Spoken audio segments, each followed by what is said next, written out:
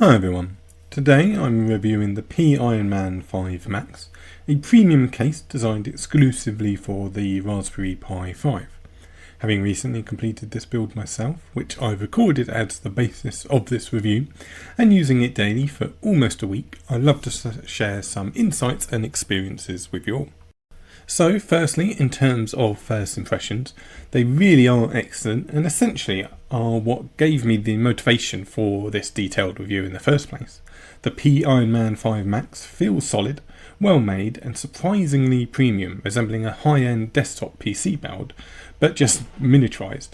The aluminium body coupled with acrylic side panels gives it a sturdy yet sleek aesthetic. Small details such as well-labelled and separated parts bags as you unpack the box, and clear, thoughtful instructions enhance the overall premium feel and experience, and certainly left me with a great first impression. One standout feature for me is the OLED screen. It's incredibly practical, displaying crucial information like CPU usage, temperature and disk usage, and what I personally found especially helpful to have available at a glance being the local IP address. By default, the OLED screen switches off after an activity period to save power, but conveniently wakes up with a gentle tap on the side of the case, although personally I've opted to keeping it always on for easy reference. So in terms of assembly, the build took me around 50 minutes, though realistically it will take less without the filming constraints that I used, and using your own tools, as I gave myself the challenge of seeing if I could build it fully using only the provided tools while filming myself carrying out the build process. It's not overly complicated, but certainly is time consuming. Instructions thankfully are highly detailed, guiding you pretty much completely step by step, clearly and comprehensively throughout, which is especially beneficial if this is your first Pi build. One tricky area I found was connecting up the SSD board. Space is limited within the case, and I initially made a small mistake connecting the SSD cable backwards. Thankfully though, the built-in LED indicators on the board helped me quickly identify and resolve this issue. Speaking of SSDs, the Pironman 5 Max supports dual SSD setups, compatible with the NVMe M.2 drives. You can use these as additional storage, run your OS directly from them, or even set up RAID configurations for NAS usage. However, it's worth bearing in mind the compatibility list provided by Pironman themselves, as well as ensuring you're using the official Pi 5 power supply unit, as this turned out to be crucial to providing enough power for the dual SSDs and maximising the performance potential of the case for me. Cooling performance is another highlight of this case. Equipped with 3 fans and a substantial tower heatsink, the Pironman 5 Max significantly reduces CPU temperatures, even under heavy load. Fan modes are adjustable via the software, enabling to activate at specific temperatures, though the heatsink alone does a commendable job keeping the system cool, especially during idle mode. Practicality also shines through in the design choices throughout.